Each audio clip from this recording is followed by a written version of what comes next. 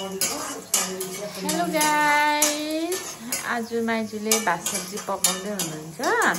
अनि माइजूको चाहिँ यस्तो फेभरेट हो कि यो सिद्राका माछा र बैगुन चाहिँ कति खानुहुन्न। अनि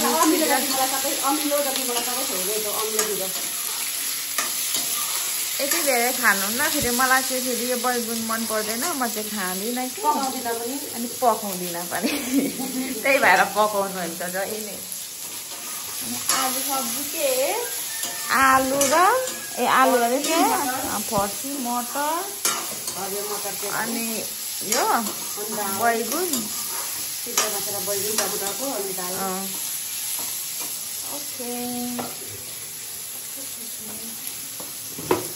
माइजूले त्यसरी पकाउनुहुन्छ।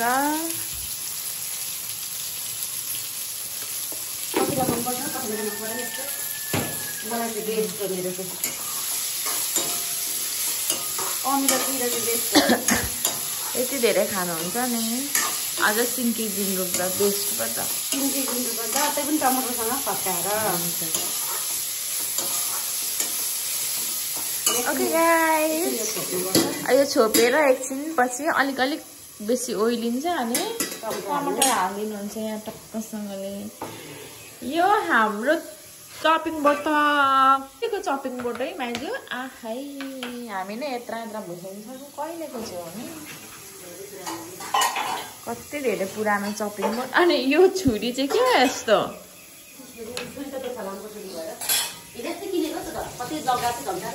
अनि माइजू चाहिँ यहाँ हुनुहुन्छ।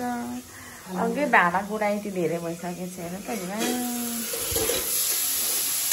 यसरी पकाउनुहुन्छ। अनि अलिक ओइलिन्छ अनि ओइलेपछि टमाटर हाल्नुहुन्छ।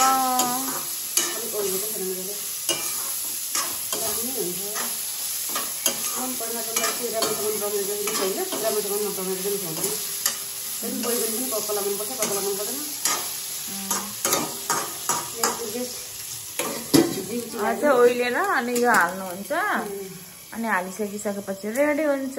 Okay by by.